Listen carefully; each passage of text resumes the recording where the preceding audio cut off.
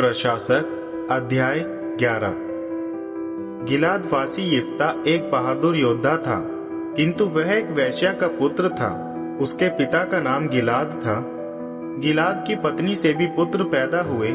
जब ये पुत्र बड़े हुए तब उन्होंने उसे यह कहते हुए घर से निकाल दिया, तुम तो पराई स्त्री से जन्मे हो, इस कारण हमारे पिता की मीरास में तुम्हारा कोई भाग ना होगा। तब यिफ्ता अपने भाइयों से दूर भागकर तोब देश में रहने लगा। वहां निकम्मे खराब लोग उसके साथी बनते चले गए, जो उसके साथ साथ रहते थे। कुछ समय बाद अम्मोन वंशजों ने इजरायलियों से युद्ध छेड़ दिया। जब अम्मोन वंशज इजराइल से युद्ध कर रहे थे, गिलाद के अगुए लोग तोब देश से यिफ्ता को लेने जा पहुंचे। उन्होंने यिफ्ता से विनती की, आकर हमारे सेनापति का कार्यभार संभाल लो कि हम अम्मोनियों से युद्ध कर सके। गिलाद के अगुओं को यिफ्ता ने उत्तर दिया, क्या आप ही नहीं थे जिन्होंने घृणा करके मुझे मेरे पिता के घर से बाहर निकाल दिया था? अब जब आप पर संकट आ पड़ा है तो आप लोग मेरे पास क्यों आए हैं?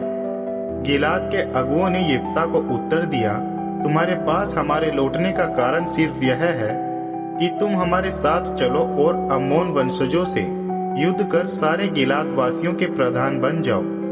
इस पर यिफ्ता ने गिलाद के अगुओं से प्रश्न किया, अर्थात यदि आप मुझे अम्मोन वंशजों से युद्ध करने के उद्देश्य से वापस ले जाते हैं और यहोवा उन्हें मेरे अधीन कर देते हैं, तो मैं आपका प्रधान बन जाऊंगा।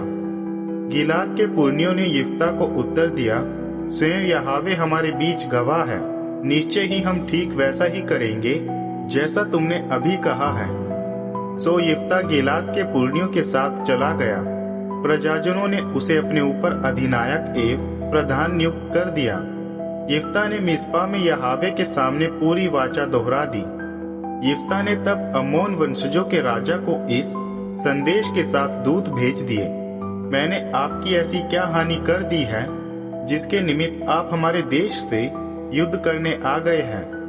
अम्मोन वंशजों के राजा ने यिफ्ता के दूतों को उत्तर दिया, मिस्र से निकलकर आते हुए इजराइल ने आर्नोन से लेकर यब्बोक तथा यरदन तक की भूमि पर कब्जा कर लिया था, इसलिए अब सही होगा कि शांति पूर्वक यह भूमि हमें लौटा दी जाए। यिफ्ता ने अम्मोन वंशजों के राजा के लिए दोबारा दूत भेजे।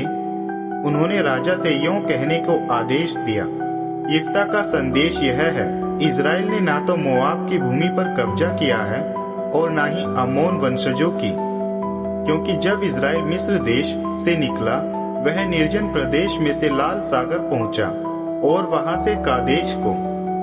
वहां पहुंचकर इजराइल ने एदोम के राजा के लिए दूतों से यह संदेश भेजा था, कृपा कर हमें आपके देश में से होकर आगे जाने की आज्ञा दीजिए। किंतु एदोम के राजा ने इस विनती की ओर तनिक भी ध्यान ना दिया। उन्होंने यही विनती मोआब के राजा से भी की, किंतु वह भी इसके लिए राजी ना हुआ। इस कारण इजराइल कादेश में ही रुक गया। तब उन्होंने निर्जन प्रदेश में से यात्रा की। इसके लिए उन्हें एदोम और मोआब देशों में प्रवेश न करते हुए घूमकर आगे बढ़ना पड़ा और वे मोआब देश के पूर्व में पहुंच गए। उन्होंने आर्नोन की दूसरी ओर छावनी डाल दी और मोआब की सारी सीमा में प्रवेश किया ही नहीं। आर्नोन मोआब की सीमा पर था। इसके बाद इजराइल ने अमोरियों के राजा सीहोन को, जो हेशबोन से शासन कर रहे थे, दूतों द्वारा यह संदेश भेजा, कृपया हमें अपने देश में से होकर हमारे देश में पहुंचने की आज्ञा दीजिए। किंतु सीहोन ने इजराइल पर भरोसा ही ना किया कि वह उसके देश की सीमा से होकर निकल जाएगा। इस कारण सीहोन ने अपनी सेना तैयार की, यहत्स में छावनी डाल दी और इजराइल से युद्ध करने लगा। यहोवा इजराइल के परमेश्वर ने सीहोन तथा उसकी सारी सेना को इजराइल के अधीन कर दिया। उन्होंने उन्हें हरा दिया। फलस्वरूप उस देश के निवासी तथा सारे अमोरी देश इजराइल के अधिकार में आ गए। आर्नोन से लेकर यब्बोक तक तथा निर्जन प्रदेश से लेकर यरदन तक का सारा क्षेत्र उनका हो गया। अब आप ही बताइए, जब यहोवा इजराइल के परमेश्वर ने ही अमोरियों को अपनी प्रजा इजराइल के सामने से हटा दिया है, क्या आपका इस पर कोई अधिकार रह जाता है? क्या आप स्वयं उस पर अधिकार नहीं किए हुए हैं जो आपने अपने देवता खेमोश से पाया है? इसलिए इसी प्रकार जो जगह यहोवा हमारे परमेश्वर द्वारा हमारे सामने खाली करवाई गई है, हम उस पर अधिकार बनाए रखेंगे। क्या आप जिप्पोर के पुत्र मोआब के राजा बालाक से बढ़कर हैं?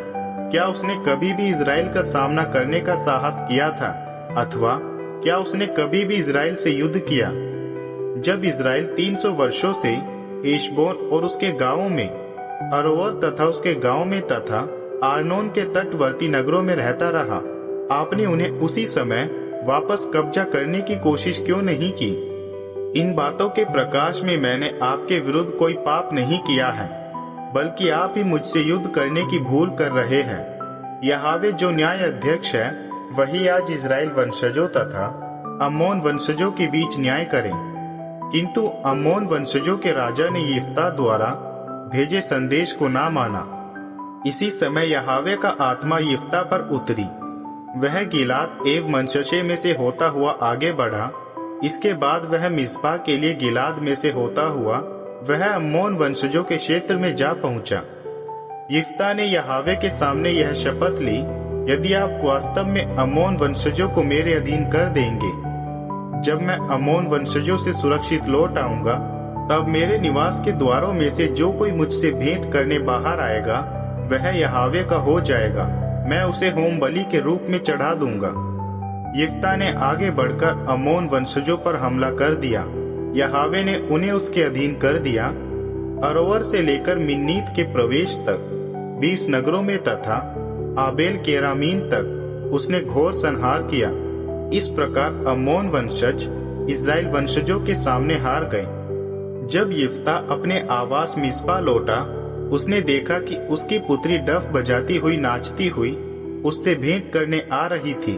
वह यिफ्ता की इकलौती संतान थी। उसके अलावा उसके ना तो कोई पुत्र था, ना कोई पुत्री। जैसे ही उसकी नजर अपनी पुत्री पर पड़ी, उसने अपने वस्त्र फाड़ डाले और कहा, हाय मेरी पुत्री, तुमने तो मुझे खत्म ही कर दिया। तुम मेरे शोक का कारण हो गई हो। मैंने यहोवा को वचन दिया है, जिसे मैं मना नहीं कर सकता। यह सुन उसकी पुत्री ने यिफ्ता को उत्तर दिया, पिताजी, आपने शपथ यहोवा से की है, मेरे साथ आप वही कीजिए जैसा आपने कहा है, क्योंकि यहोवा ने आपके द्वारा अम्मोन वंशजों, आपके शत्रुओं से बदला लिया है।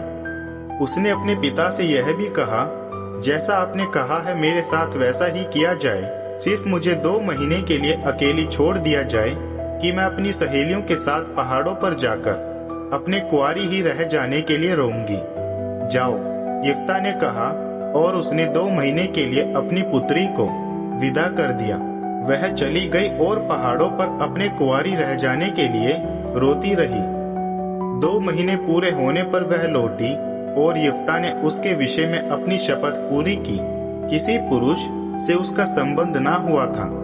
इज़राइल में इसकी याद में एक प्रथा प्रचलित हो गई। इज़राइली कन्याएं हर साल गिलाद वासी यिफ्ता की पुत्री की याद में 4 दिन विलाप करती हैं।